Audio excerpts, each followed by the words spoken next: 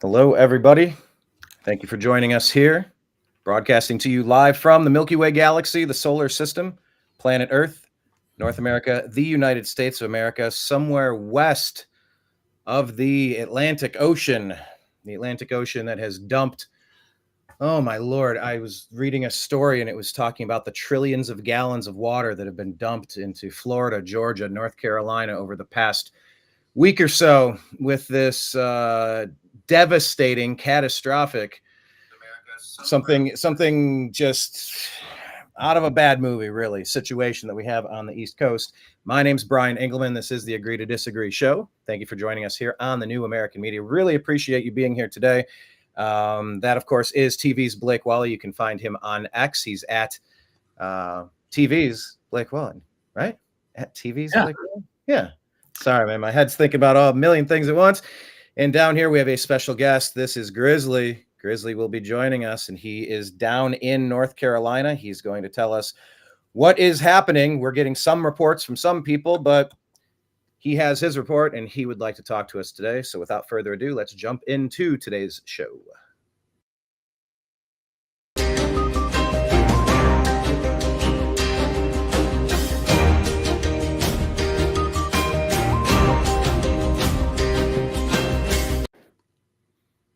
All right, Grizzly. Hello, sir.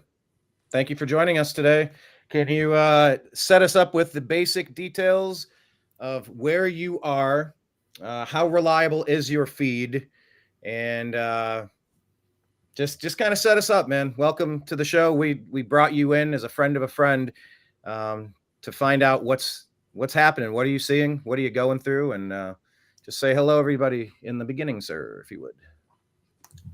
All right. Yeah, I'm playing kind of mute tag here. I don't have headphones. I'm running on just like an iPad. I just want to say thanks to you guys for having me on here, and hello to your audience. I also just want to go ahead and clarify the communication even between us has been like super spotty. It's been very difficult for people to get anything out until like yesterday, really, even here. And my signal's still going in and out, and like it's been a total mess. And I also just want to tell everybody, like in the audience, I could potentially get emotional at some point. I might have to take a deep breath. It's been an extremely long week, and many of us haven't had time to sit down and take a breath and process anything. And also, I want to clarify, I live personally right on the border of Tennessee and Virginia. I'm about an hour and 45 minutes north of Asheville. Because we hear, when we hear Tennessee and Virginia, that's not really the North Carolina that we're thinking of, but you're like you're like kind of up in that area. And one of the biggest issues, like honestly, before I talk too much, I would love to hear from you all what the narrative of the situation is from not around here, because I have no idea. I really don't. Like, I'll tell you what, I would love to get to that. A lot of mixed things, and I would love to know what you all have heard. All right. Let me say it this way. I'll definitely answer that question. But first, with the internet service being unreliable potentially, and the power service being unreliable potentially, do you have a place to direct people to get more information, or if they were interested in helping out? Give us that info right off the bat in case the communication drops. Yeah, I guess the best way to get a hold of me, it's probably my email right now. It's grizzlytattooinked@gmail. So, hopefully, I don't know if you guys have show notes or something. I'll send you guys stuff. I have Cash App going, and I can get some more. Yeah. What is the tagline on the Cash App, by the way? What is the address for that?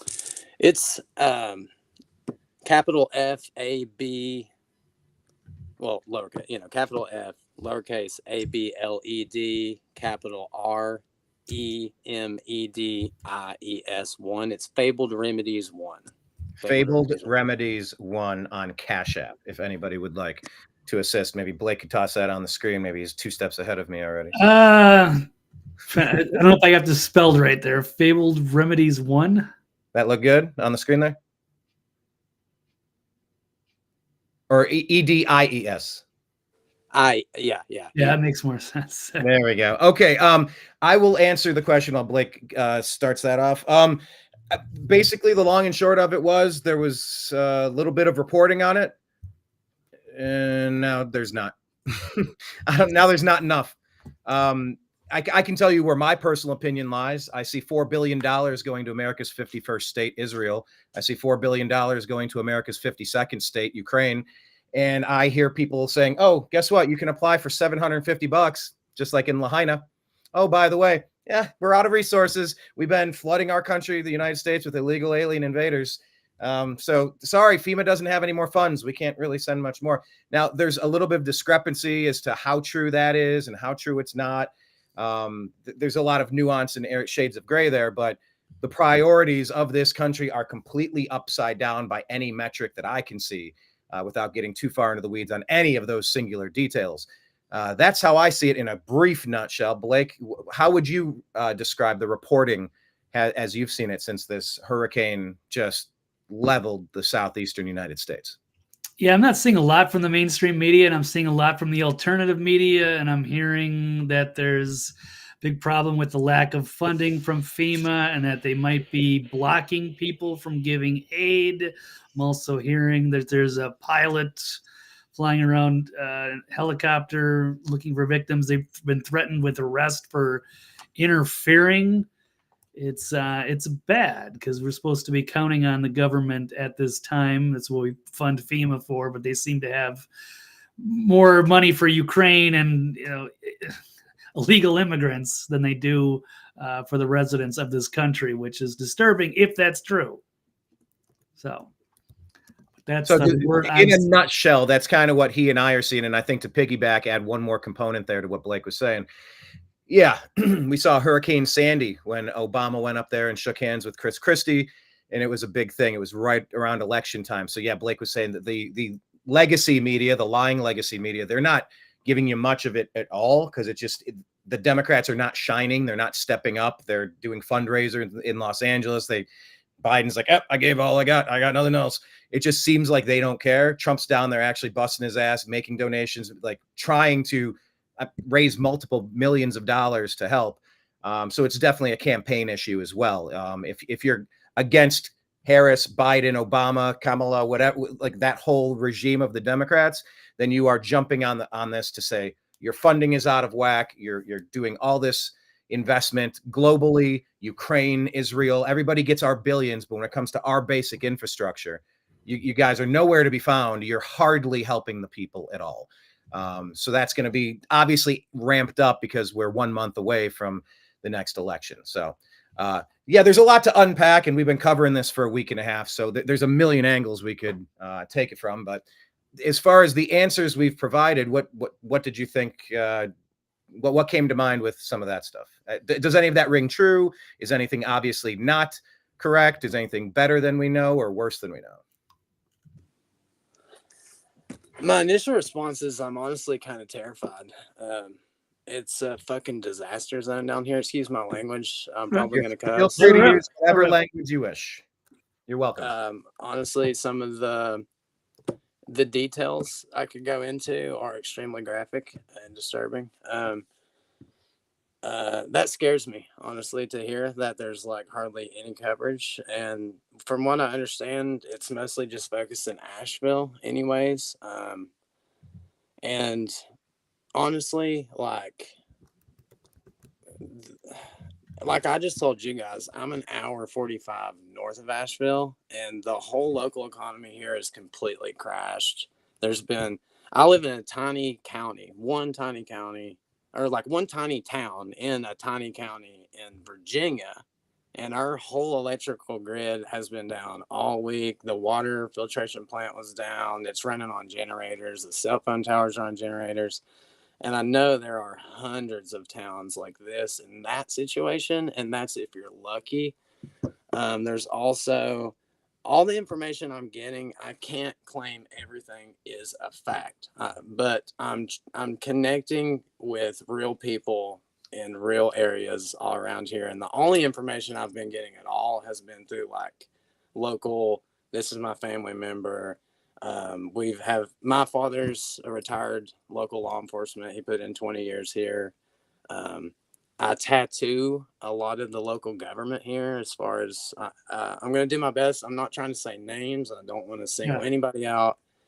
Personally, I have my opinions about what's going on, but the most important thing right now, there'll be time later that we can speculate on why this is happening and how exactly it happened. And there's a lot of implications that need to be investigated, and I hope people are working on that. But here on the ground, there are thousands of people that haven't been contacted yet at all. There are hundreds of towns that have been annihilated that aren't Asheville. I mean, these are places I grew up. This is like my childhood memories. These are places where we got camp. These are lake towns, maybe 500, maybe 2,000, maybe 3,000 people. These are places that some of my fondest memories are completely gone, getting no help at all. And I'm seeing my biggest concern right now, guys, is the infrastructure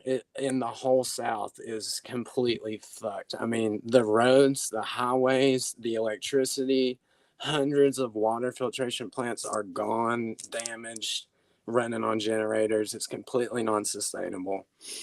I know at least our local government has applied for FEMA aid and Red Cross, and we've been completely denied. They say there's no resources for towns like ours. And I know there's hundreds of towns like ours. And what we're seeing now is places that were affected like Asheville. And I mean, I have a whole list here. I don't have time to list them. I mean, I could sit here for 30 minutes and list you towns that are devastated. You know what I'm saying? Just like one after another over 4 different states.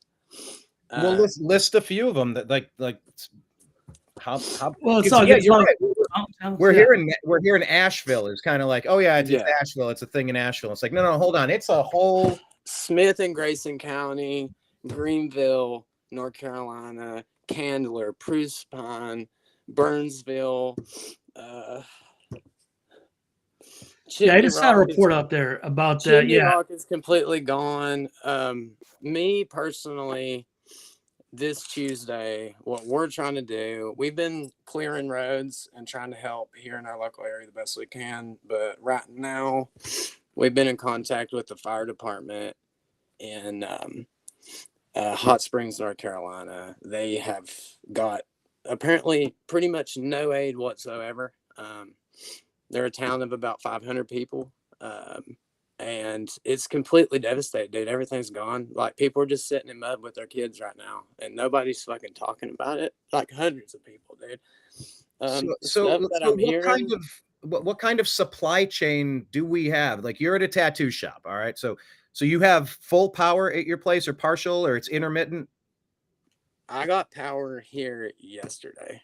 And it's been out. It was out for how many days was that then? That was 5 days, or I don't know. 6 days.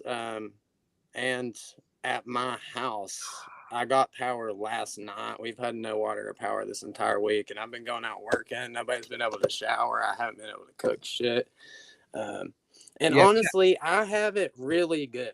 I'm trying not to complain. I'm trying to tell you guys, like, in my situation right now, I have it really good compared to a lot of people down here.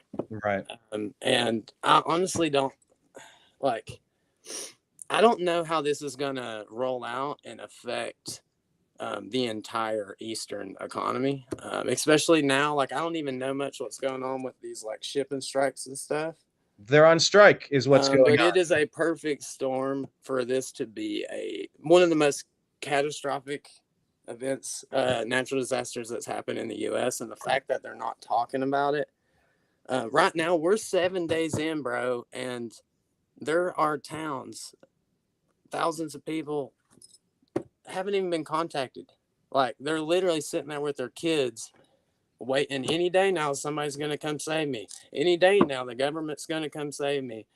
And I'm just starting to realize, like, nobody's coming, And I'm trying to do whatever I can to get people to be those people coming. I'm hearing it's the civilians trying to get in there and they're not being allowed to, if that's in fact true. So they're rejecting the everyday citizens, and then the government's like doing nothing.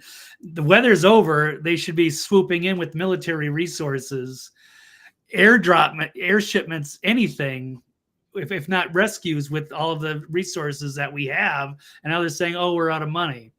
And now I don't understand. I've heard even, was it a fire chief or something? I don't want to spread rumors because I don't have all this in front of me. Blake, it's okay to report what we're seeing and what we're hearing, as long as we say, I'm hearing rumors that I can't confirm that, but I've heard this and I'd like to either confirm or debunk this. It's fine. We're hearing what we're hearing. Like, this is the stage to let everything out, as long as we're not claiming a fact that we don't know we can prove as a fact. So I'm sorry. Go ahead, though. Maybe there's a possibility. Like, I've heard the fire department was threatening people, arresting people, but maybe they're concerned that they're also going to get stuck if they go too far. That is rough terrain. I've been through there. I've been to Asheville. Like, last couple of years, I drove to Spruce Pine. So I'm familiar with that territory, going through the East 40 through Tennessee into North Carolina. That is tough, especially the people that are out there like on the mountains really have it bad because they are stranded and they don't have the resources. A lot of these areas, you didn't really have internet anyways. You know what I'm saying? A lot of these are so cut off, and there's only one way in and out, you know, and those roads are gone for miles, you know. So unless you got a helicopter, I know there's people are asking for mules and horses that can hike up through the woods to get to people.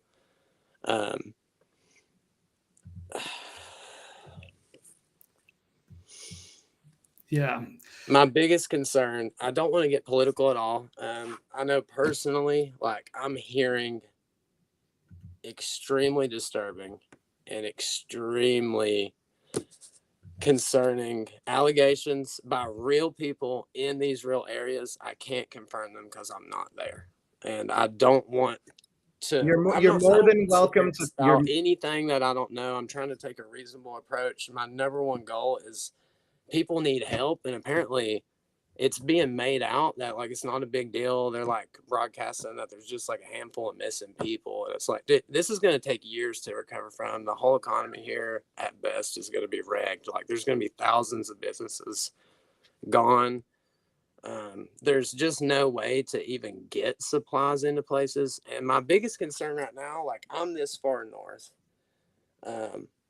and what I'm seeing here is just with the power and the water situation, and the supply lines, even in this shape, like, stuff is coming in, but it's coming in so much slower that, I mean, I was literally like, I have to drive out of state into Tennessee to get to any stores. Like, everything over here has been black. I mean, it's a ghost town. It's just been dark.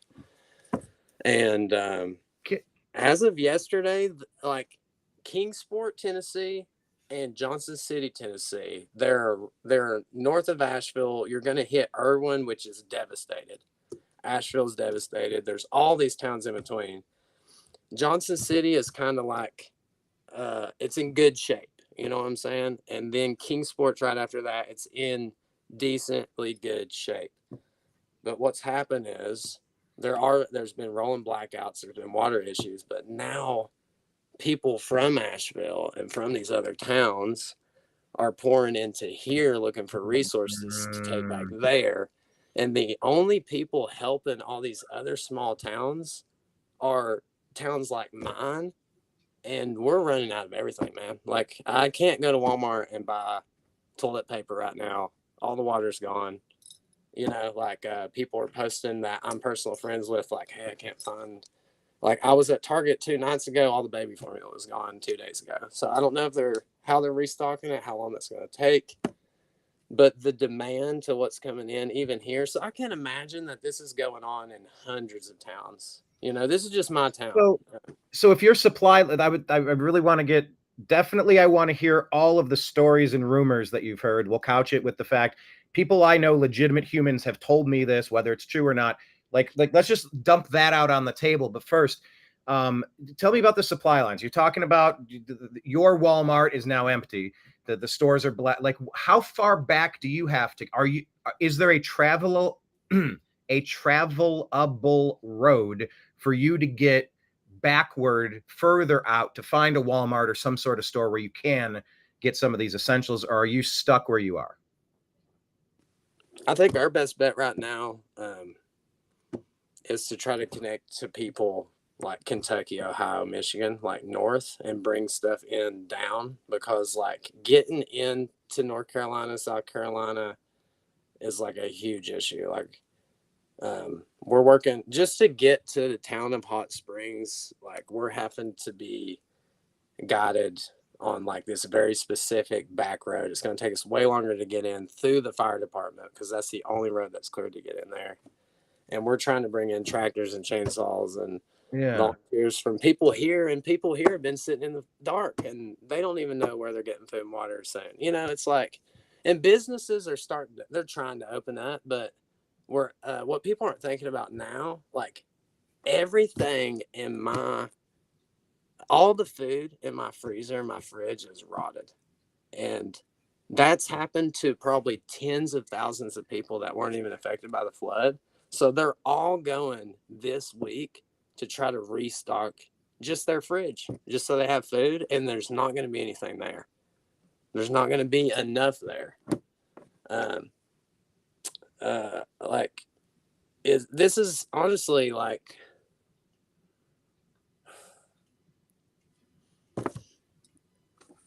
I don't even know, guys. Like, I was really hopeful that you guys were going to be like, hey, they're rallying people up here to get down there. Like, we need millions of troops down here helping. Like, we need it. Like, National Guard should already be there. They should be funneling in supplies. They could drop stuff down by helicopter. As far as I know, too, they just sent out on Friday, after all this happened, a huge portion, or several hundreds of troops from the Tennessee National Guard they sent out of the country, and those guys are petitioning to come back and help their own families, and they're not letting them over here. You know what I'm saying? You know what? You brought that up. That was one of the things I was going to mention, because the way you're describing it, if have you read Cormac McCarthy's The Road or Stephen King's The Stand, and when everything go, and then it's just like people go and it just, where is the help? One of the concerns that obviously I have now, as we're getting so involved in foreign affairs, like you just brought that up there, people are getting sent out of your local community. The people we need to be anywhere doing anything of any major importance need to be focused in this country on the American citizens that need the help. But unfortunately, it looks like 2 world wars are about to pop off. You know, it's like Blake and I, you're not familiar with our show, but Blake and I have been screaming against this nonsense for 13 years. For 13 years, we've been begging to prioritize the right shit in this country. And here we are. You know, like I can't imagine how bad it is, because I have been worried about stuff like this my whole life. I've been concerned about stuff like this my whole life, just trying to get as prepared, as knowledgeable, as physically fit, mentally fit, spiritually fit, all of these things. Because I lived in Los Angeles for a long time, and I was always worried the big earthquake was going to come. Maybe it was a tsunami. Like, it was always just, I could feel that if the grid got wonky, that place would be 72 hours to a complete cluster, a complete madhouse. And now you're there on a week, and it's just, you're not seeing the supply chain daisy chaining and adding links to the chain. You're just seeing a whole lot of nothing. You're not seeing enough happening. You're seeing things start to slow down, and by the way, Blake's showing some pictures here of, I believe, do you want to tell us what some of these are? If you want, Blake, if you want to start at the top, you can walk us. These are pictures you took. Is that right, Grizzly? Hold on. I think you went mute. I think you were on mute, Grizzly. Some of these are from here in town that I've taken while we've been like clearing stuff. And some of them these are from Hot Springs, like some of the later ones. And that's where we're trying to get to this week. That's right. You sent me this one from the fire chief. Okay. So this is where I got that rumor from. Yeah. Fire chief arresting rescuers trying to bring food and water and airlift those stranded. So you got a phone number for people to contact to be like, what the hell? As they should. That's wild. So are they scared people Yeah, are that's also going to get just the stranded by start of going it. up there? We haven't even got into the things I'm hearing that I can't confirm. If you would like to dump those on the table, but maybe just if you had anything to add with any of these pictures first, and then just tell us all the weird stuff you're hearing. This is a blocked road. Oops. Why does it do that? That's a guy named Blake. That's me. Yeah, this is downtown. This is Hot Springs right now, and at least from the fire department, they're saying they need everything. There's hardly any volunteers there. They went completely under the radar, but and this is not even far from Asheville, man. Oof. And the whole town is decimated. Every single business. I mean, missing people. I've seen a report somebody sent me of like some places are broadcasting like 1 or 2 missing in this county, like 10 over here. I mean, dude, there's at least, I'm hearing from people down here, at least 15,000 unaccounted for people. That's being reported. And that's unaccounted for. I know 15,000 unaccounted for people. There's people going in with tractors and clearing out buildings, and they're just finding bodies. They're just finding, somebody just saved 6 people that were buried under mud for 2 fucking days. Oh, come on. Just clearing shit out with his tractor. He just started clearing and he found a whole family, and they're all alive. But those people would have sat there and fucking died because the government's not doing anything. You know what I'm saying? Yeah, it's outrageous. It's such a slap in our face. They're giving so much money to Ukraine. They're saying they gave out too much money to housing illegal immigrants. And then they're going, oh, we don't have any more money. It's out. Yeah, it's amazing to me. So people should be out there. I heard. Yeah. So the way I have some personal friends in Asheville, I've talked to some that are stuck there, and I've talked to some that are getting out and they're trying to get back in and get people and get them out. And I'm hearing radically different things. It seems in Asheville specifically, it's such a big area. It really depends on what section of the city you're in. And it's completely sectioned out by the government. I mean, it is just... there's supposedly a morning broadcast on the radio that tells you like the few locations you can get gas that day, the few locations you can get food and water that day. And there's some communities I'm talking to like, hey man, it's not too bad. Like we've had the power and we're chilling, drinking bottle. None of the water's safe. None of the water's safe. And nothing that comes out of the tap is safe. Nothing. Yeah, no, it's completely down. And they have a fresh reservoir, but it's cut off by the river right now. They just can't get to it. It's not going to happen for a while. So what would be the most helpful for you? Water filtration devices, bottles of water? Right now, for me personally, I am trying to get help for the towns that aren't getting any notice at all. Asheville, supposedly there's 2 ways that I know in and out. One of them, they have steel walls up, and the government is IDing anybody.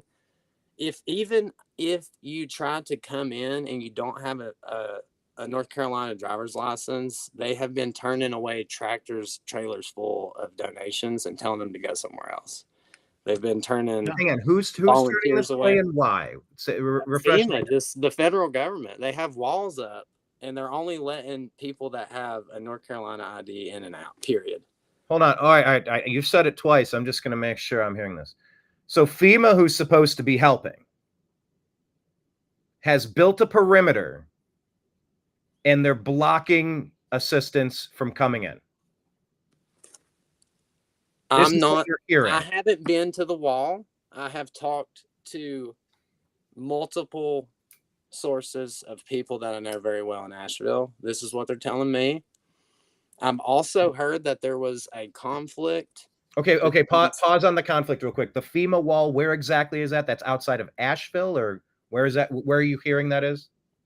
Yeah, it's outside of Asheville. I've also heard they're putting them up around other towns as well, like steel walls. I've also heard, and I also know for a fact one, and that's why through my father and the town government here, I've been reaching out to other town officials, and like I've been reaching. Honestly, guys, I'm just a dumbass country boy tattooer. I'm just a small town dude. I hang out with my family. I love art. I love music. That's my thing. I am so shook. Apparently, I was the first person and only person, even in my town, to like just reach out to the mayor and be like, "Hey, what's going on here? Like, who needs help?"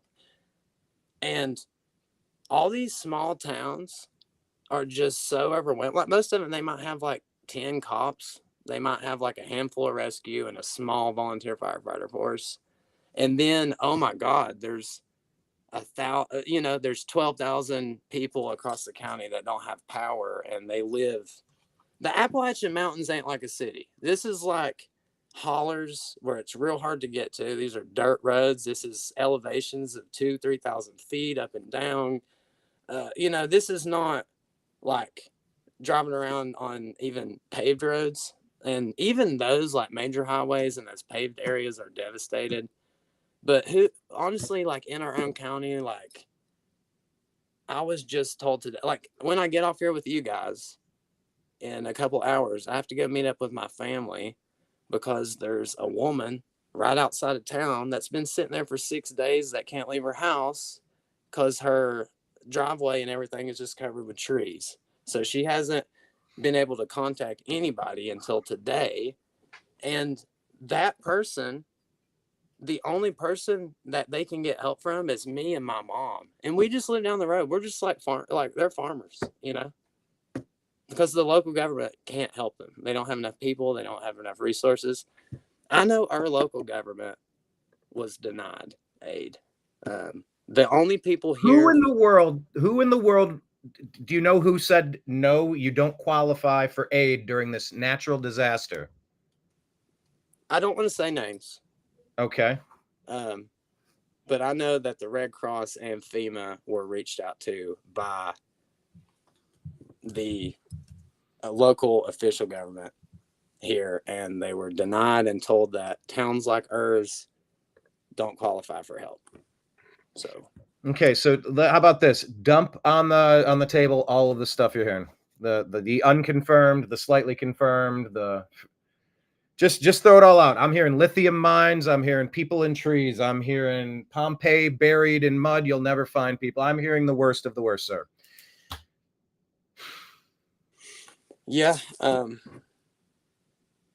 once again, like my main focus before I start going into things I can't 100% prove,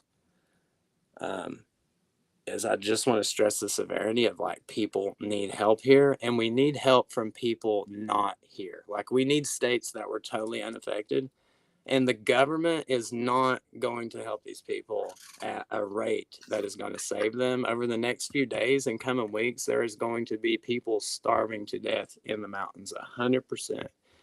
And it's not even being talked about. And this is going to affect the entire economy for the country. This is huge.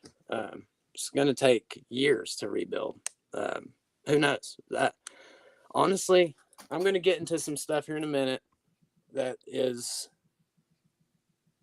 I'm not going to bring up anything that's just like, I heard this on a conspiracy TikTok or anything. This is like people that live down here that I'm getting People all this from, people but I cannot prove that it's real. I can't. Okay. That's fine. Yeah. Understood. Before I get there, I will say I know for a fact from 2 sources without saying names. One of them is a very high government official in Damascus, which I heard today the vice president just landed and is going up there. I heard and have confirmed that FEMA, when they got there, went into volunteer areas of civilians and confiscated everything and told them if they weren't trained in a certain program that they weren't allowed to help. and that they would be arrested if they tried to. That's what we heard in Lahaina. We heard the same thing in Hawaii. I'm hearing it all over in a bunch of other towns. I can confirm this one because I know the people. And then I had a secondhand source that I don't know. I have to watch what I say. My wife is a therapist, and she is actively doing mental health with people. We're also trying to get, because this is also a mass trauma event, man. There are kids that this is all they're going to know. This is going to be the memory they have for the rest of their lives if they're lucky to even survive, okay? We need fucking therapists here going to these communities and helping. Like, we need fucking resources here. And that's what she's trying to do. But these are all small town people, man. We're paycheck to paycheck. You know, there's only so much we can do. But these are our families. These are our friends. These are our people out here, you know. And people are doing everything they can. But it's going to get to a critical situation in the next couple days that if things don't start flooding in here, like supplies and help, it's going to be devastating. And it seems like at least you can claim that it's like, oh, we don't want people to panic or anything or whatever. But how this is being handled from the federal government, like, is blowing my entire mind. Like, this has set into me like, hey, nobody's coming for you, okay? You pay your taxes, you go to work, you do your thing. At the end of the day, they don't care about small towns. They're not coming for you. And if you can't take care of yourself, you're going to be just sitting out in the mud till you starve to death. I mean, and it's happening to people all over the country right now. It's not even being talked about. And on that point, so I'm trying to think, like, volunteers are being turned away. Supplies is being confiscated. And they're claiming like, hey, we're going to distribute it, but it has to be done in advance. So they're basically bottlenecking everything to the point where they're taking their sweet ass time. And you can say like, oh, they just have red tape and they just have blah, blah, blah. Whatever it is, it's not fucking enough. And it's causing more and more people to die and suffer every fucking day they do it. So sorry, Blake, go ahead.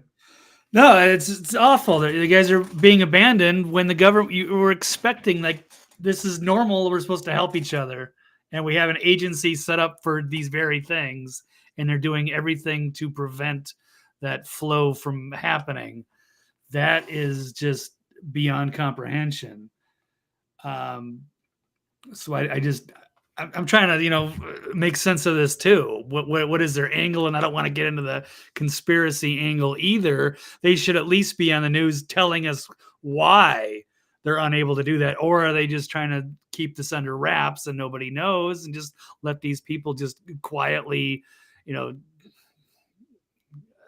don't know. I mean, it's bad when they don't have fresh water or ways to purify water or enough supplies. And now it's days after the hurricane, after the event. It should be time to go in, even if they get all kinds of resources and ways to do it. It's just it's hard for me to process this all, but I mean, I can only imagine what you're going through being on ground zero there and all the people affected. So thank you and your wife for the counseling and the help that you can, and you're doing all that you can. And I know this is an emotional time, so we do appreciate, but by interviews like this, maybe we can, force some of the other outlets to cover this. And let me add, yeah, on the nuts and bolts perspective, once again, the roads for you, Grizzly, they're travelable for you to get out and get some supplies and return back to where you are, or you're kind of stuck there again? Because I'm trying to think the logistics of how could actual supply. We could go to Cash App, Fabled Remedies 1, of course, and that could get you digits in a cell phone or a laptop, but that's not really you can't drink that. So are you able to get out? Obviously, your Walmart closest can't get you shit. but can you get past that if there were supplies that could be dropped off to you a little further out? Like, are you in a place where you could bounce out to bounce back in again, or are you still kind of walled in either through FEMA or through busted roads or by flooded vehicles or anything? Like, do you have are you able to kind of get out a little bit to get some more stuff and head back to your local community? Yeah, I'm actually I'm in a good spot relatively. Like I said, I've got it good compared to a lot of people right now. It doesn't mean it's not super rough. It doesn't mean it's not going to get worse here every single day. But as far as our roads, most of the things that flooded weren't main roads. It was like all back roads. And one of my friends had to hike, out of his house. That's the only way to get out. He had to hike over a fucking mountain just, to get out. And he lives right in town. It's not, I can get places. Like I said, the best bet, there's even places, as far as I knew a couple days ago, like Bristol, Virginia, and Tennessee, there's some surrounding areas right now they're doing okay. But every single day, the infrastructure is being, the water lines over here just broke in the part of the area that wasn't even really affected by anything, but the whole water is out for tens of thousands of people, and that's happening all over the place. I don't know how stable it's going to be. The best bet is to get stuff here, like I said, from Kentucky, Michigan. As far as physical, shipping in, I can get stuff. I can get places. There's places that I would like to get to that I cannot get to, but I'm safe. I can get out if I need to. Yeah, because you have a safe. I'm trying to use my voice, and it's crazy to me that it's me that's even having to do this. To just get some awareness down here. This isn't a game. This isn't a joke. This is people's lives, and every single second counts. And I'm done feeling helpless. I'm done waiting for somebody else to fix my problems. I don't care if I can't fucking help everybody. If I can get down here and help one person. And I'm proving to myself that hey, one or two people can make a big difference, man. Make a really big difference. And I know there's people that want to help. It's not all about money. But right now, we need everything. People need everything. And I can say, whatever help I get. Not just me. I have a whole network of people I'm talking to in all kinds of towns and across 3 or 4 different states. People need things everywhere. I will get them to people that need them, not through the government. From my hand or somebody that I know's hand that they can trust to these people that need it. Because from what I understand, everything that the feds are touching, at least, has been bare minimum at best. And they're only in the biggest areas.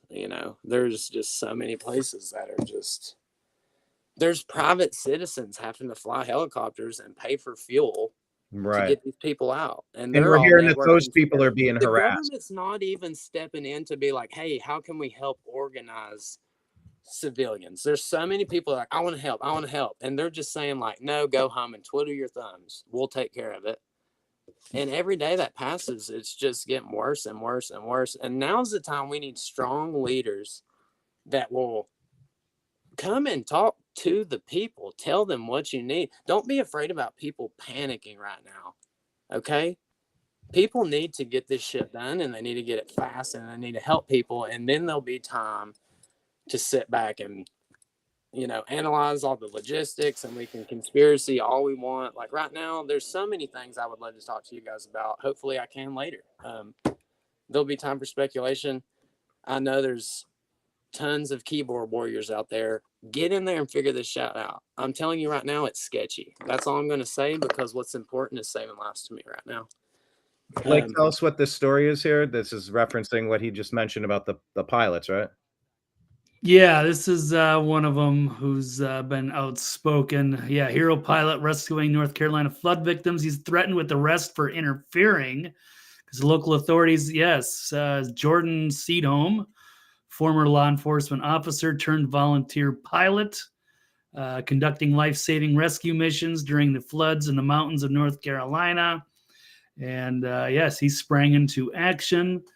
And yeah, I guess he's accompanied by his son. He's got a helicopter. He wants to go help. He's actually like saved lives out there. He's bringing food and water and getting people off the mountains. And then I suppose he's looking for like SOS signals. Anybody, trying in an emergency situation, doing what he can. But yeah, he was confronted by a fire official who abruptly halted his operations. So yeah, that's exactly what Grizzly here seems to be saying, is that there's an effort to stop some of these responders from actually coming in and help. They claim that he's interfering with their operations, and like they're just supposed to like leave these people there stranded when they're literally on the life and death situation. So there's threatening to arrest him. It's amazing. And I've honestly heard, not just with him, I'm hearing people, I've heard at least 10 individuals say the same thing about being threatened for arrest if they tried to volunteer and help. And can you connect it to, you started saying about conflict? You're hearing about conflict. I think I might have pulled you off that point that you were making. Yeah, as far as like the wall situation outside of Asheville, like I said, I haven't been there. So I'm going off in this case of like what I'm hearing from people in Asheville and around Asheville and people that are trying to take things in and out. Supposedly they are like supposed to be slacking up a bit on like the IDing people, because apparently the state police that were there were basically like, there's a conflict between the feds and the state police, and they were fucking like, it was heated. Okay, like we're talking about state versus federal level conflict is what I'm saying. Like there's people in the state are like, these are cops, locals, and they're getting told by feds from out of town that people can't come in and help their families that live in the city. And shit about got heated for a second, dude. I'm telling you, like, there's some areas that could, I don't know, man. I'm speculating. From what I'm hearing in Asheville, there's some areas that are pretty decent right now, but it's going to be completely dependent for months on just the government supplying basic food and water. And how sustainable is that, even in one city, especially with like minimum help? It's going to get bad the longer it goes on. I'm also hearing parts of Asheville are absolutely devastated and they're not being reported on. We could start getting into some of the stuff I can't confirm, but I have heard from like real people. If you want, yeah, dump it on the table. Yeah, we'll address it as rumors. We don't unconfirmed reports, but I mean, yeah, it's something wrong here with the feds. They're overstepping with the locals that should know the local terrain and the geography and everything around there. And why are the feds coming in to abuse their authority at the worst possible time? So yeah, let it rip, whatever it is. Should be infotaining. Yeah, I mean, some of the stuff you all have already mentioned. I tried to jump ahead of you to just kind of let some of the tension out of some of the horrific stuff we've both been hearing and dealing with. So forgive me if that was a little too much for you, but like I said, just to let a little of that the pressure out of that tire. It felt pretty tight there. So take it wherever you want to take it. Yeah, there's just a huge lack of representation of like what's actually going on, and like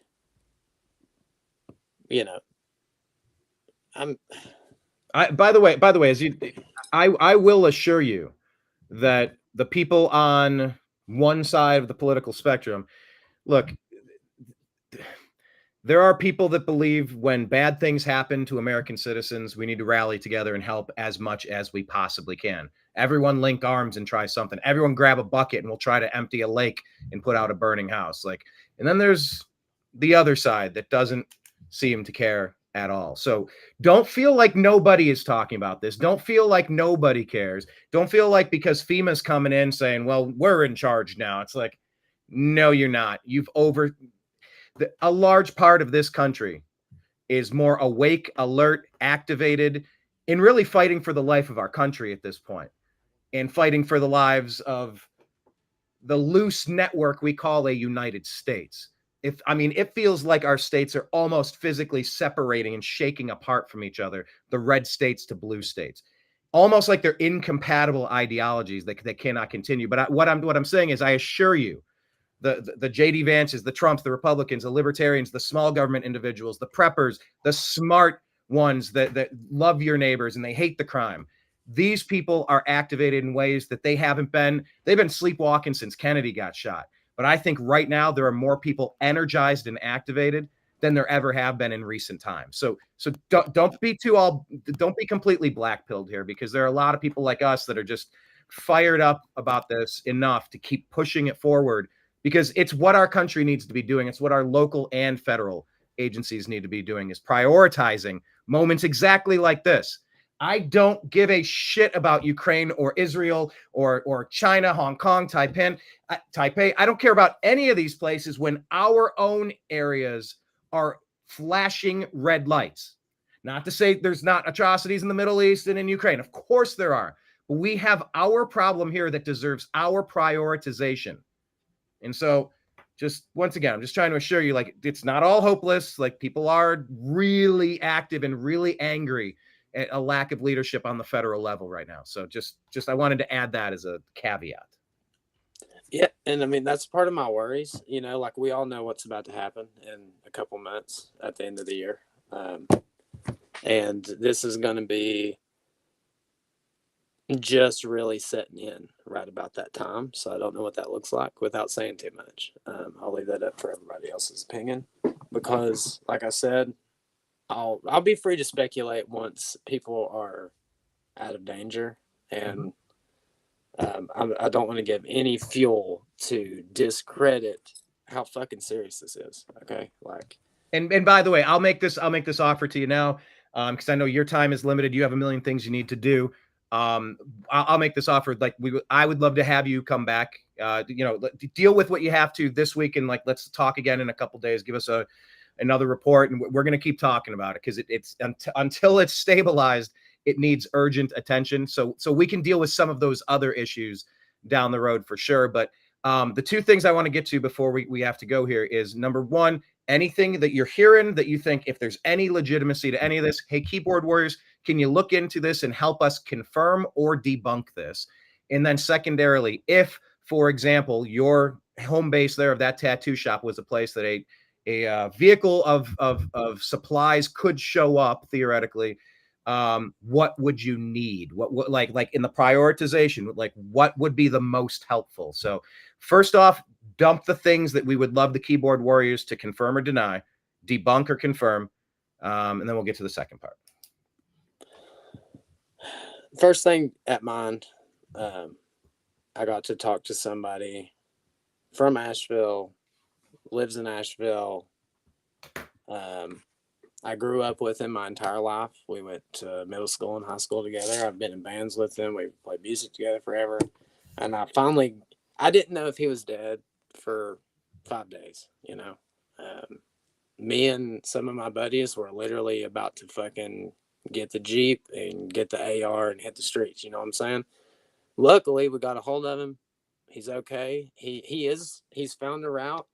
I don't want to even give away routes, because there's so many people that need out that it could even make it worse. You know what I'm saying? And to even have to say that is so fucking scary to me. Because right now people are having to stand in line with gas jugs for 5 or 6 hours to get gas to then walk back to their car and put in like 5 gallons. And then they have to try to get out of the city. There's only 2 ways out, and you have to drive for miles and miles and miles through the mountain. And almost all the gas stations are out of gas. So if you don't get fucking lucky and find somewhere or have somebody to come meet you with more gas, or like if you're not stocked up enough, you know, people are just sitting on the side of the road places. You know, people are wrecked all over the place. They can't get help. But this person is also like so much more optimistic than me. And I'm trying to say, like, comfort is complacency. And even some parts of Asheville, which are completely devastated, as long as people like are remotely like, and it's crazy to me to say comfort, because I've had at least 2 people be like, hey, it's not too bad. There's military all around my house, and they're passing out Walmart or passing out water and like rations from Ingles, and they got plenty of water stocked up. You know, it's not too bad. Like, we're just gonna wait for things to get better. And those people don't even know, like, people in Asheville aren't being told what's happened to all the surrounding places around Asheville, and they think there's plenty of help and plenty of supplies, and like other towns are going to support them. And meanwhile, like, everybody is screwed, dude. And I'm trying to tell you, like, nobody's coming. And there's people that don't believe me that are in the city, because all they get is like radio broadcasts. And now finally people are starting to get the internet, Starlink and stuff. Hopefully people will start waking up. But as that happens, I think people are going to panic. I'm already hearing that the police down there are asking for more support from other local police to come and help because of rioting or like looting. And there's no police available to go help because everybody is completely overwhelmed. I've heard that they're like, you know, this is 2024. We all got a little supercomputer. Apparently there wasn't even like a fucking Amber Alert alarm or anything. Like, people were just asleep and woke up and the town was gone. Like, no no sirens, no tornado sirens, no bursting My on friend your was phones. asleep. There was just a hellacious storm. He's like, I'm going to bed. He woke up and 4 minutes away from his house. I mean, just devastated. Everything's gone. It's a fucking river in the middle of the city. He didn't get a single alert on his phone. Nobody did, as far as I know. That's what I mean. If from the people I heard, there was no warning. I don't know. I can't factuate that, but I've at least talked to 2 people that are saying that they didn't get a single warning to their phone or anything, that it was even happening. It just fucked it. There it is. So the danger, the life-changing catastrophe arrives in the middle of the night like a thief in the night. So what a major message you're saying is be careful for anything. Be ready for any. Hey, did you hear about the illegals that were the illegal aliens that were looting places down there? I know this country has been flooded with non-Americans for some unknown reason, although it is known. And these people who are non-Americans have been looting from people devastated from these storms. Are you hearing reports of this? Because there's clean water, there's clean food, there's communication, and then there's safety. So, like, what are you hearing on the ground about the sketchiness of some of this stuff that's happening? I know in Irwin, which is like 40 minutes away from here, going towards Asheville, it's devastated. The hospital got hit. I don't know if have you guys seen the hospital being evacuated in Irwin? Are they broadcasting that to anybody? Not that I'm aware of. I haven't kept up with all of it, but I know that it seems to be a lot of unusual silence. Have you all heard of the plastic factory or plant in Irwin that's being investigated? We've heard that there were 2 or 3 simultaneous biolabs or chemical places that are on fire right now inside of our country. Yeah. Okay, so this all one, the ports are shut down in the aftermath of a hurricane 1 month before election season. Yeah. Yeah. And this one, from what I know, they're actually being like federally investigated. But there's a factory in Irwin This is like between Johnson City and Asheville. You have to go through Irwin, then you basically go straight over the mountains and you come down and you'll hit Hot Springs, you'll hit all these little towns, and then you'll get to Asheville. But Irwin is devastated. The flood straight hit a hospital. Like I mean, you're talking about pregnant women. You're talking about, you know, sick, elderly. It just hit the hospital, and the only way it was the water up to the roof. I'm talking about like, and bringing in Blackhawk and just taking people out. Apparently, this company, from what I've heard, told its employees that, you know, there's severe storm warning. They asked if they could leave, and they were told that if they did, they would be fired. But then the like leaders of the company and whoever was managing there, they left and left the employees there, and it got straight hit by a wall of water. They're still missing. Like, some of them are dead, some of them are unaccounted for, and it's under investigation right now. Well, so some people got advanced warning, some of the chosen, and then the rest of the people just got blindsided. And yeah, the looting also in Irwin. I think there's like 6 or 8. I don't want to say they're illegal, because I haven't had time to digest all these things. You know what I'm saying? But this is a news report. As far as like kicking in doors and looting, I've also heard like there's people going and cutting down power lines that have already been fixed and just like stripping them for metal. And I'm hearing that, Oh my God.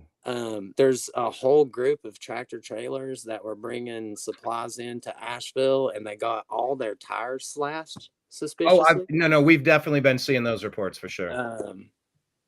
I'm hearing from a direct, very close friend to my wife, their family member is doing water rescue in Asheville, in like the most heavily devastated part. I don't know him personally, like I said, but according to him, he said that they don't want people to freak out, but there are piles of bodies that they don't know what to do with, and they are pulling people out of everywhere and just piling them up. And I've heard people saying that you can smell dead people like on the wind, in not just Asheville, but in like mountain towns. Like, people are recording, going live on Facebook and being like, man, I can smell death. Like, I've on seen the those wind. reports too. I've seen those reports. Yeah, You know, this is stuff that people are saying that I cannot confirm, but you know, this is what I'm getting into. No alerts, tires being slashed, walls being put up, supplies being confiscated. Good volunteers power being lines turned getting away. taken down to be stripped and removed. Like, that's terrifying if that's happening, because that just shows that that's an attack. That's an intentional. God, there's so much to unpack here. It's hard to understand. And they say in the disaster community, you usually have to just kind of let a story have 72 hours, because nobody knows anything, and we're all just kind of guessing. And a lot of initial reports could end up coming to be, maybe not exactly as reported at the beginning. But that's the point of news, is to report what's being reported. I heard a thing. Let's go dig in and find out if that thing is actually a thing. That's what news is. It's not dangerous misinformation or dangerous disinformation. It's an evolving concept of constantly trying to confirm or deny reports that we're hearing. That's what news is to me. And so all of these things, and some of those were new and some of those were not new. And it's all something that needs to help us kind of recalibrate where we are as a species, as humanity, as a human race. How do we help the people most in need during times like this? So let me wrap it up here. If there's anything else you wanted to add that you didn't get to, please do. But then I do want to wrap up on what urgent supplies would be needed the most. If on top of people donating to your Cash App, Fabled Remedies 1, FABLED REMEDIES, the number 1 on Cash App. So if they can do that, that's one thing. But then what urgent supplies needed? So if there's anything you wanted to add before we get to the supplies, please do.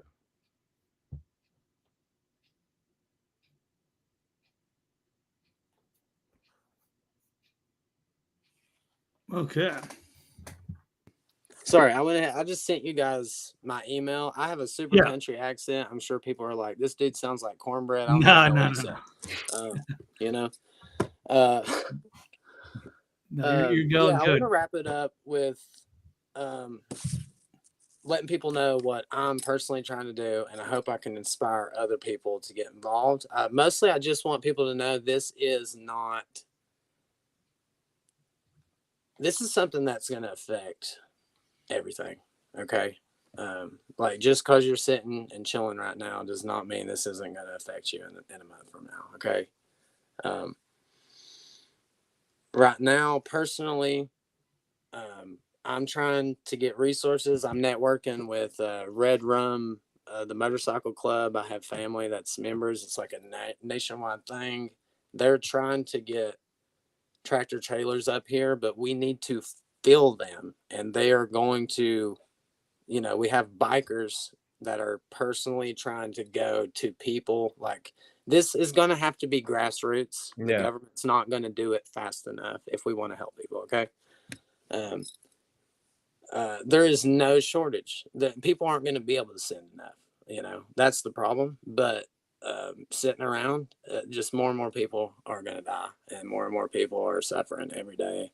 We need transparency. We need organization by the government, the people that we're paying for these types of situations, to be the people that hold this shit together. Where are they? Where are you at? But that doesn't mean that we can sit around. That means that even more important, we need people that care about people to get involved. Not just me. If you contact me, I can get you. If there's a specific town where you have a family member or something, and hit me up. We will do everything we can. If you know somebody that's trapped down here anywhere, I don't care if it's within hours, let me know. We'll try to get people over there. We'll do everything we possibly can. But we're working with super limited resources, and really everybody is right now. Right now, we're putting on this Sunday at 1:30 for my town.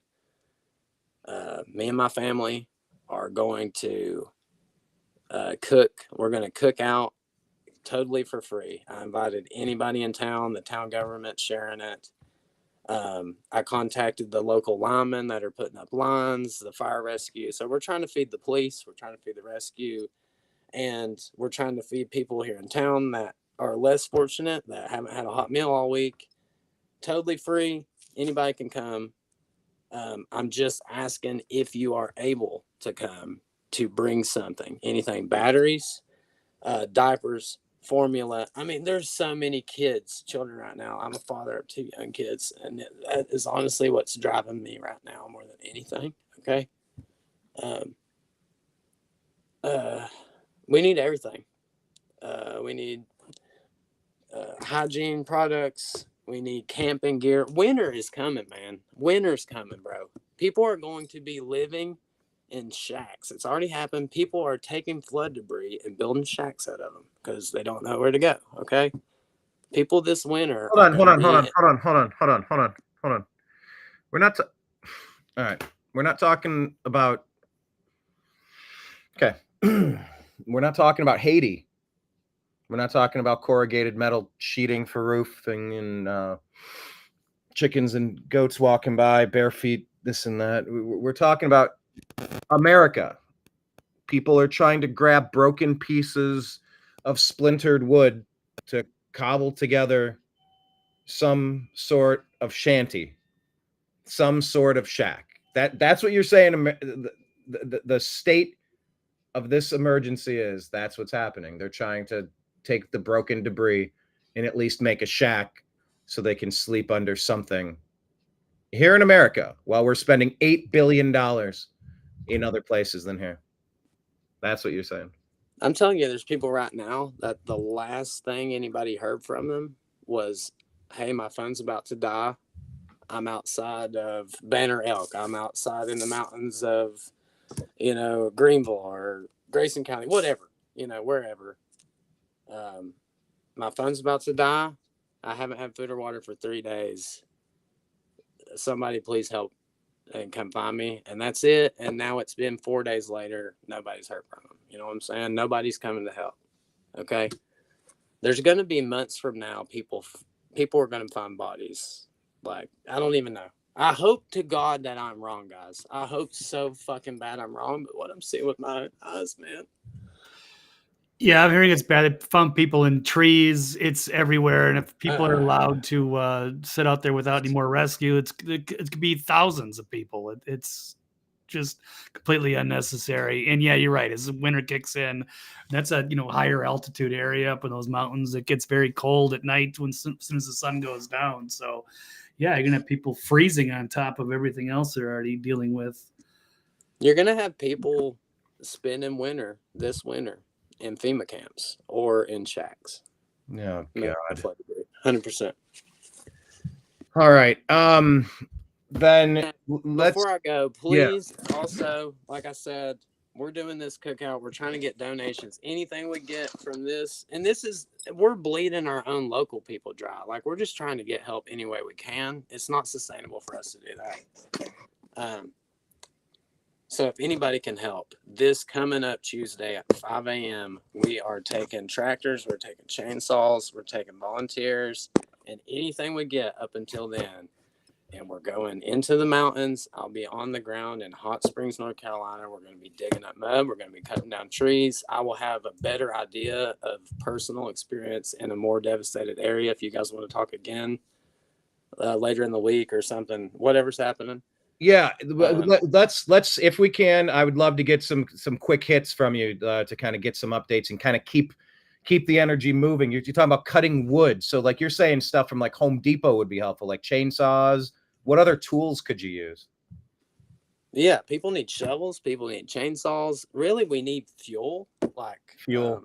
Tractors are expensive to run, and we're filling this up out of our pockets, man. And who even knows how we're paying rent a month from now? You know what I'm saying? But we're just getting by. So, all right.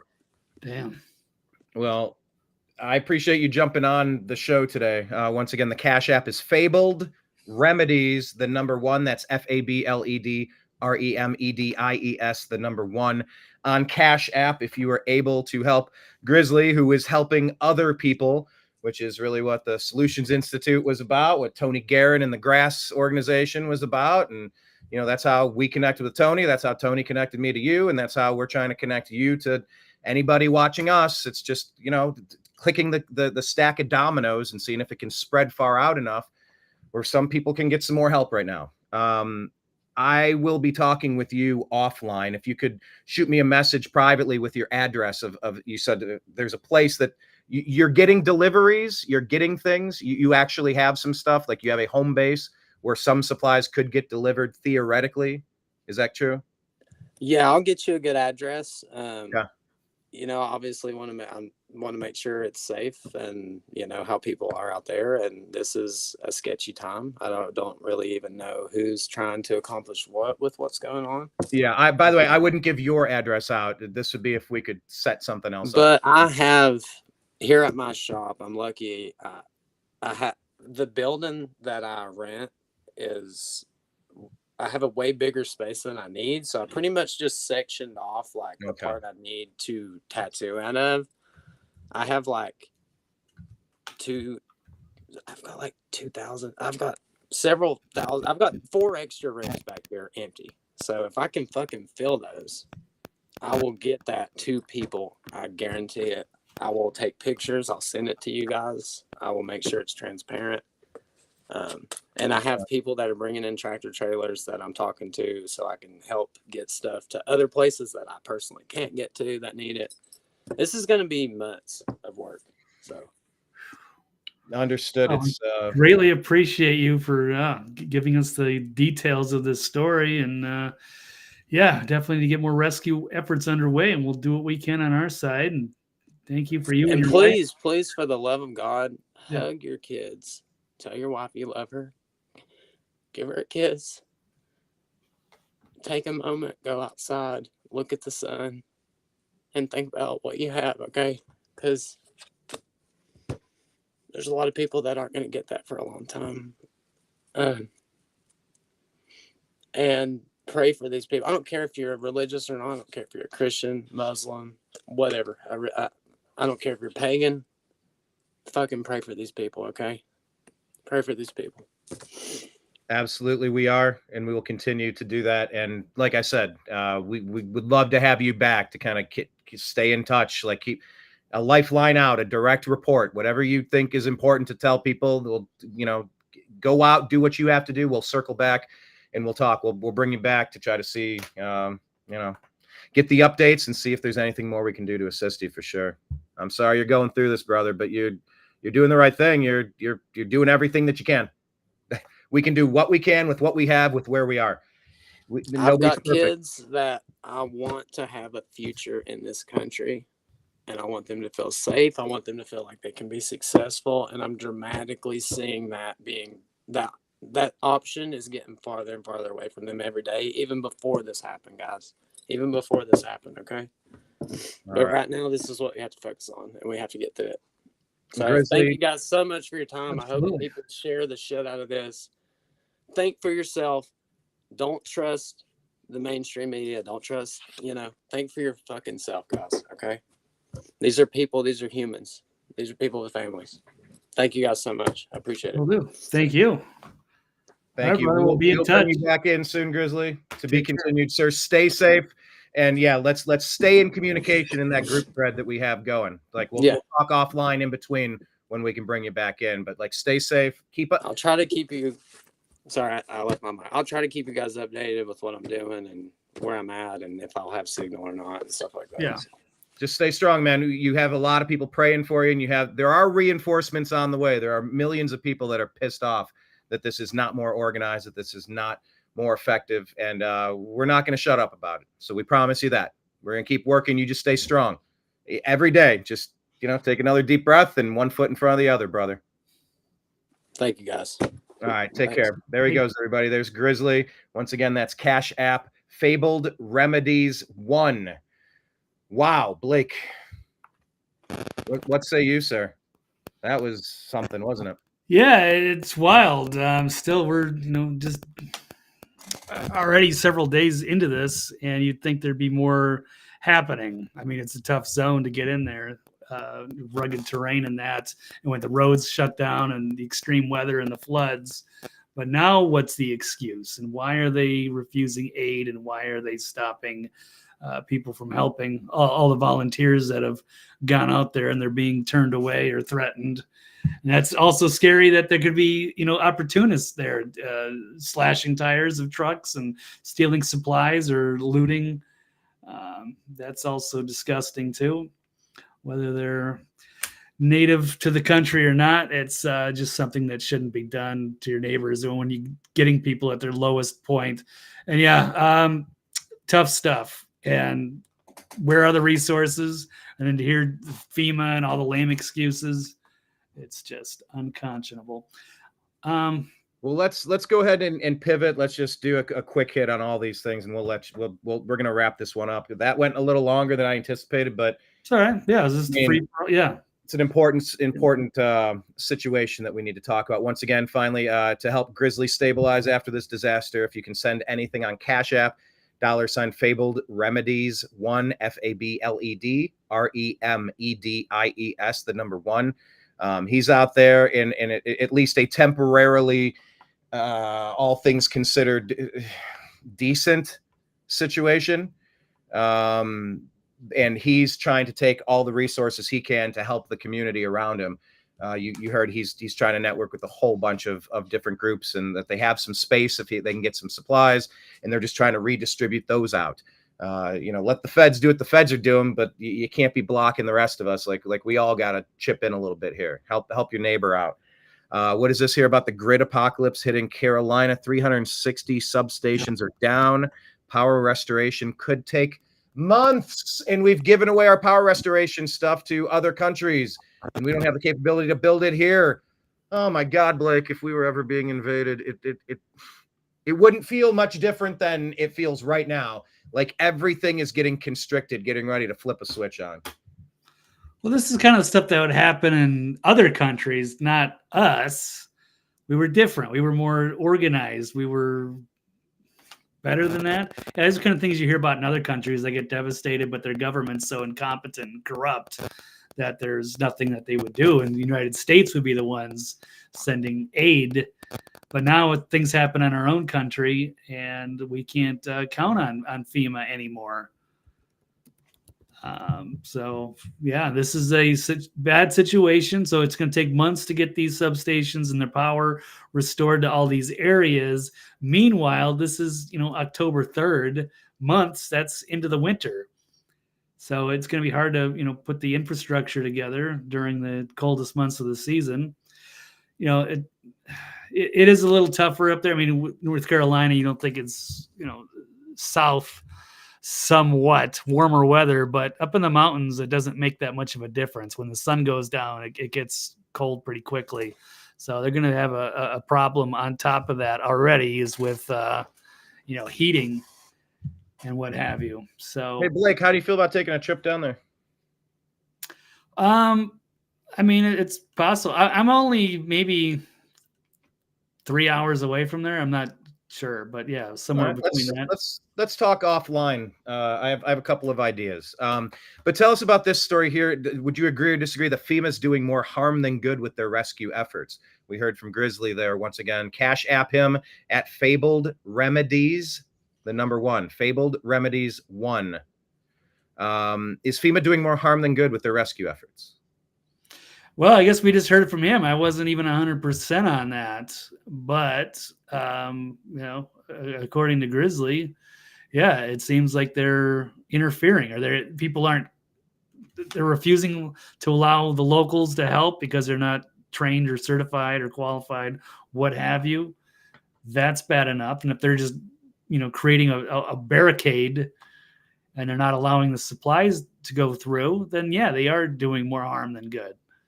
This is what you want. This is their rescue. When people are unprepared and blindsided by some sort of hellacious event, this is what we count on, and this is where taxpayer dollars are supposed to go to this agency, and for these types of situations. But what is happening? Where are they when we need them the most? Let me pull up this tab here from America First Legal. I think I got this from Elon Musk tweeted this out, just showing Alejandro Mayorkas from the DHS. He's saying they're meeting the immediate needs with the money that we have, and we're expecting another hurricane hitting, and FEMA does not have the funds to make it through the season. And then we find out the Biden-Harris administration, they spent over $1 billion FEMA on funding illegal aliens. Wow. Couldn't we use that $1 billion right now? Pitchforks, torches, tar and feather. Are they serious? They've looted us in public and said, sorry, we can't help you. We're too busy giving Israel and Ukraine your money. They took the Federal Emergency Management Agency's funding and gave them to non-Americans. Yeah, Blake, I wish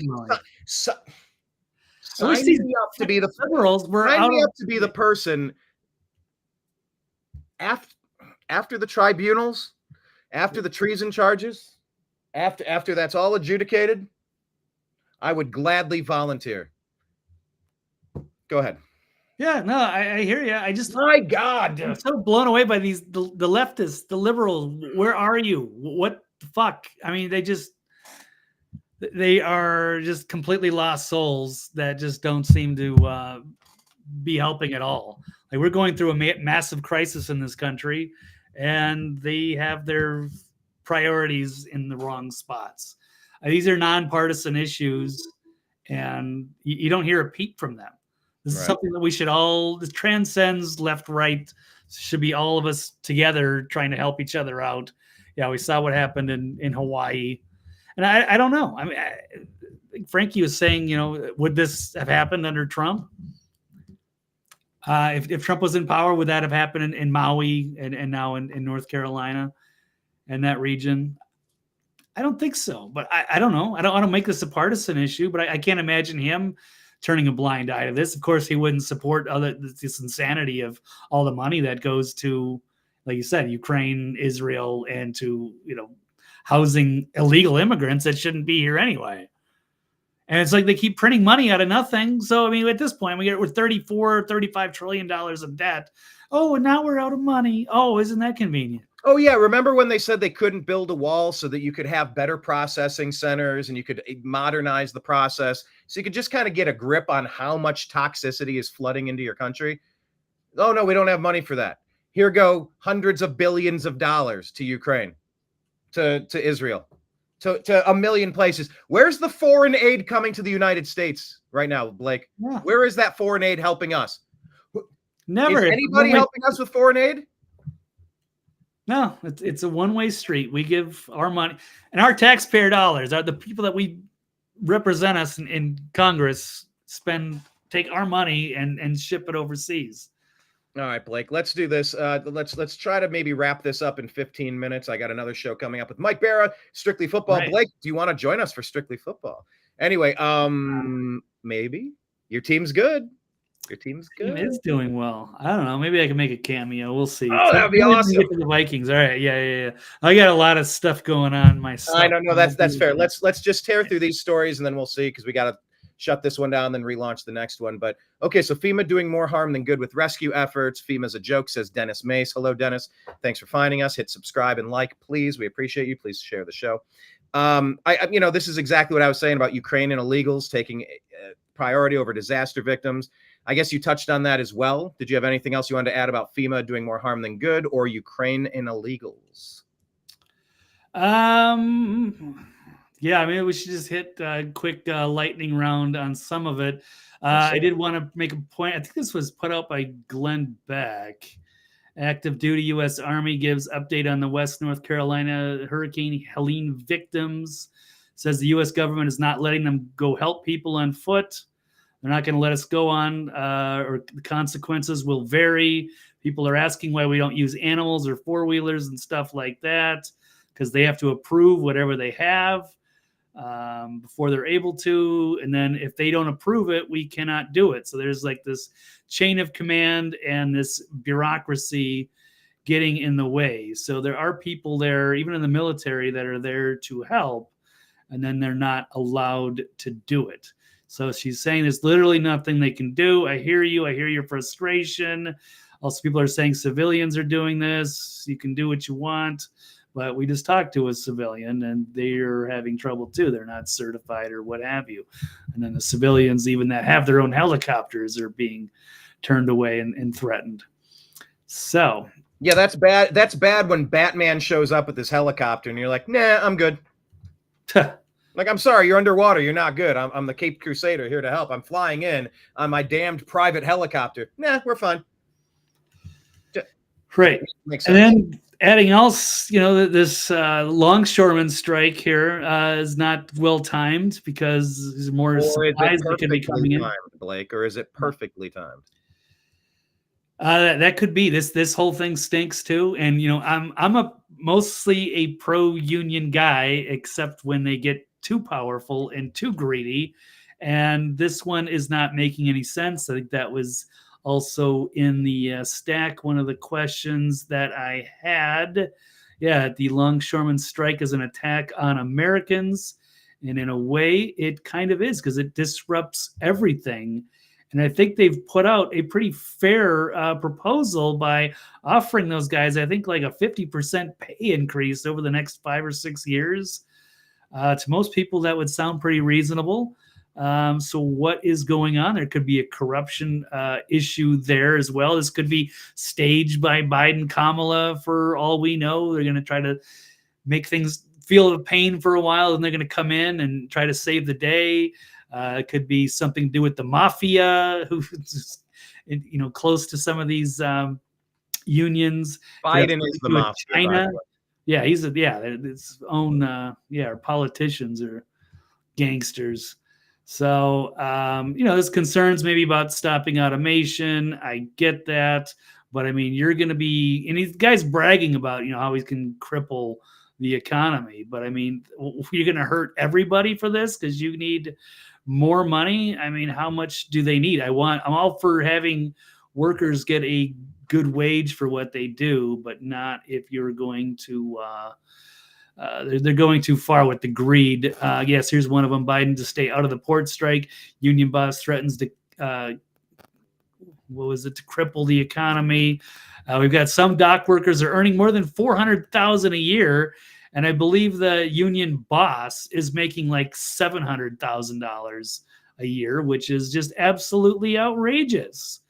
So I'm glad that that's being exposed. Saying some of these guys are making $39 an hour, $81,000 a year, and that might be fine. That's a good wage. I wouldn't want to do that. So I'm all for them getting, decent wages. But I mean, if they're going to destroy our economy to make their voices heard, and it just hurts everywhere, everybody down the supply chain, all the truckers that bring the stuff from the docks to everywhere else in the country get hurt.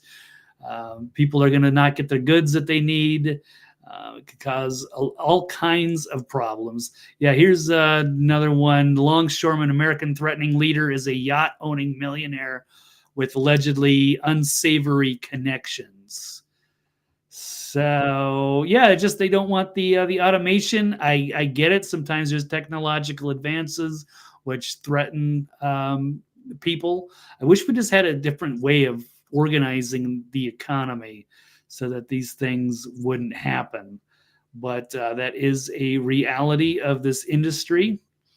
But now it's becoming everybody's problem.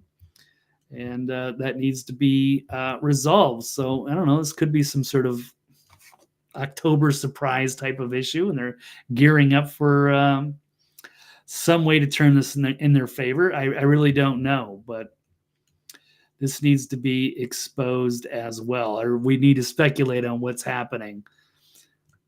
Anywho, all right. We have about 5 minutes, right?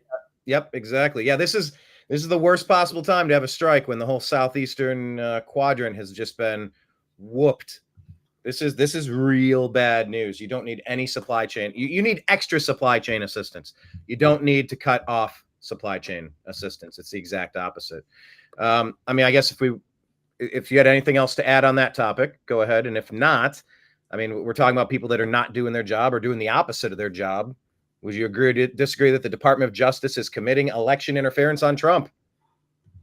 Yes. So we've got Trump blasting the DOJ for unsealing evidence against him just before the election. He's accused the agency of election interference because they just dropped this 165-page court filing from special counsel Jack Smith, who was never properly appointed in the first place. He says for 60 days prior to an election, the Department of Injustice is supposed to do absolutely nothing that would taint or interfere with the case. They disobeyed their own rule in favor of a complete and total election interference. I did nothing wrong. They did. The case is a scam, just like all the others, including the documents case, which was dismissed. The Federalist has multiple stories about this. Jack Smith filing reveals desperation of the Harris-Waltz campaign and more of the lawfare and the smears, and to try to do something to disrupt Trump's chances by using, I guess, loose like insurrection laws or what have you for the Capitol chaos of January 6th. Oh, Harris and Walls are cooked. We didn't even mention the debate. We did a special show with Mike Barra on the Toxically Masculine Tuesday show. Yes. Blake, what was your take on the debate? Just a quick overview. I know we did a full show. We can watch that in real time. Go back and find it on various platforms. But what was your main takeaway from the debate? That Vance did pretty well. I think maybe that was his thing, was just to stay like he's a sharp and reasonable, composed guy, not the monster that they try to make him out to be. And that Tim Walz has got a lot of issues. He got called out on some of it. He was flailing around quite a bit. And that's good to see him get caught up in a lot of the lies that he's told. So that just shows you the kind of character that he is. And yes, the media manipulation fantasy and reality. So we got to see a bit of that, although I would have liked to see, him really slam dunk on Walz, but he did a pretty good job, and I think it was pretty obvious that he was the clear winner of that, and that Tim Walz did nothing to change anyone who would have been remotely independent. Well, no, I think he did plenty to change independent people to realize they should stay away from him. It was funny because they tried to say J.D. Vance was weird. Blake, if you had to describe one person from that vice presidential debate as weird, which one would it be? Oh my God, there's a treasure trove of stuff to show Tim Walz. I was going to do that. I was going to go through the Facebook feed to show those best memes, but I kind of ran out of time. Yeah, no, there's a lot of good ones and a lot of blunders from Walz. So lots of a lot of issues there.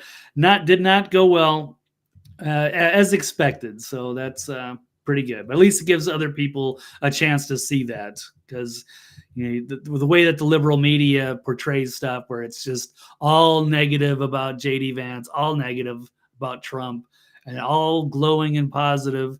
But then, you get to debate, and no matter how much the moderators may try to frame things, people do see through the BS. So I hope.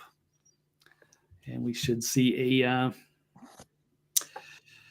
result of selection in their favor, but you never know. But that's a story for another day. What else do we have? Last one, we have Diddy. We got a few minutes to spend on Diddy. Is that my last one? Is that our last? What else do we have? Yes, I think we have Diddy. Unless I missed one, I think we're right at Diddy. Yeah, it was a couple FEMA, and then we had Ukraine and illegals taking priority over disaster victims. Yeah, we've already pretty much covered that. And then the last one I had, just a couple of minutes here, and Brian's got to go. We can flesh this out another day, but it's Diddy's list of accomplices. Is it going to shock people? And I think that's already been framed that way from several outlets, and including this opportunist lawyer from Texas here. But he's got a point. He's one of these celebrity type lawyers. The list of accomplices to be revealed in the new lawsuits, as lawyers warns what the names will shock you. Set to be released. Lots of added more people, 120 victims, including, I believe there's a minor 9-year-old kid. 9-year-old kid. And there was some weird thing. They were wrestling over Frosted Flakes, and there was a little clip with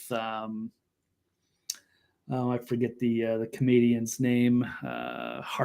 Kevin Hart was laughing about that. Yeah, there's a lot coming unraveled with Diddy and all of his the people around him.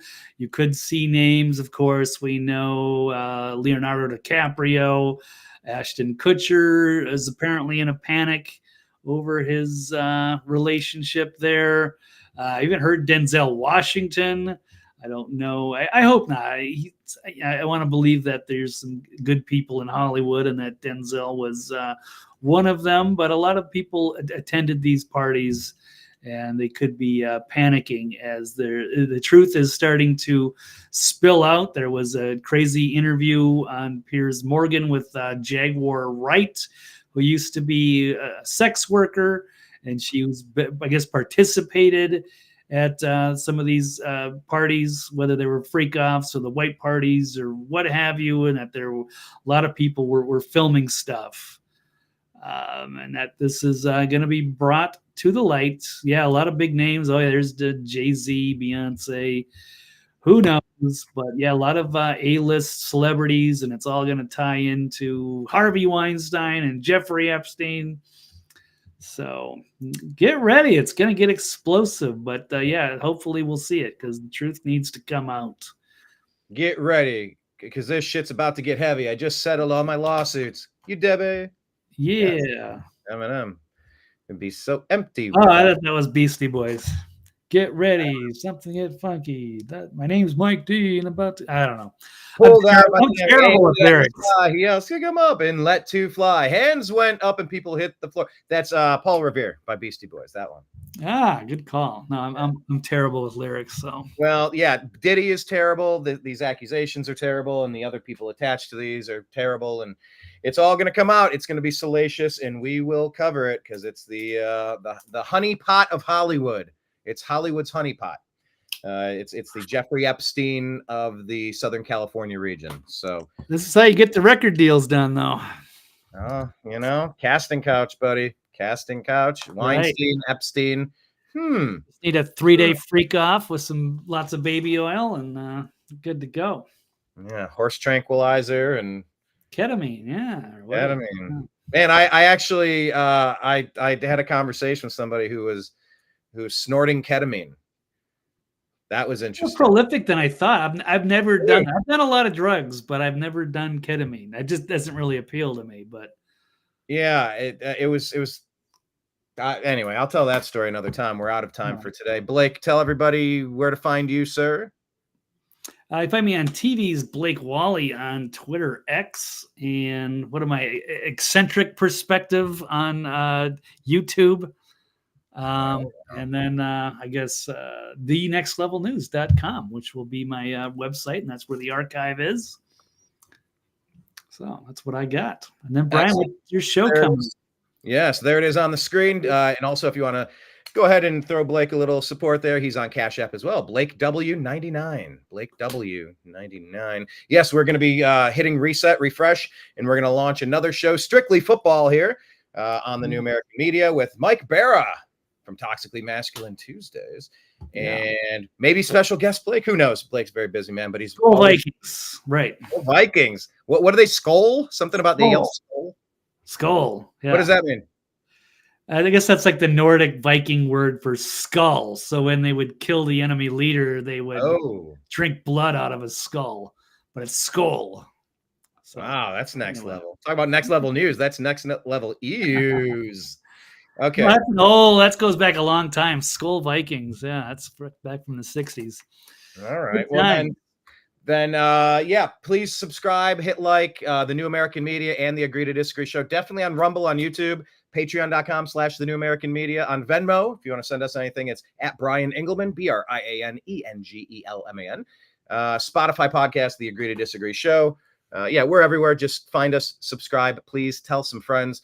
And please share this episode because of the story from Grizzly, who's just doing the best he can. And man, he's shook. Dude is shook. I can't even imagine. He's living in hell. The people in the Middle East are living in hell. The people in Ukraine are living in hell. The people in North Carolina are living in hell. Like he said, hug your loved ones or tell your old man, hey, I appreciate you giving a shit about me. Like, whatever. Like, today might be a good day for you. Tomorrow might not. So just, we'll tell more about this. Local heroes helping their communities. It's great for people to step up and help out where they can. So we do appreciate Grizzly for making that appearance, and hopefully we can get him on again for an update. Absolutely. And we appreciate Dennis Mace and Frankie Brown and Kenneth B2, we'll call him. He's taking his B2, staying healthy. Thank you so much. I think Kenneth's best line of the day was, he was talking about downtown. Grizzly was, he said, instead of downtown, now it's town down. Yeah, it's tough. That's some bad pictures, man. They got devastation. Yeah, so we'll see. Maybe Blake and I'll. Anyway, we'll talk to you about things more in to be continued. But yes, we're going to hit relaunch, and we're going to do the Strictly Football show coming up here at 5 p.m. Eastern. Please click back and join us because we're going to talk football with Mike Barra and maybe Blake Walley if we are lucky enough. But he has the open invite every single day. He knows that. Give me a time. Yeah, we'll see. I got a lot going on, but I will try to make a cameo. But that would be awesome. I would love that. To everybody out there watching the TNAM universe, I appreciate you. I love you. Please say a prayer for Grizzly and his people. And if you feel so inclined, one more time, he is on Cash App. He's at Fabled Remedies 1. He has some space. He has some means. He's in a stable situation where he's going in to clear people out, to help people. He's doing 100 things, and you can help him on Cash App. Fabled Remedies 1, FABLED REMEDIES, the number 1 on Cash App. All right, signing out. I appreciate you. I love you. We'll talk to you again soon. Take care.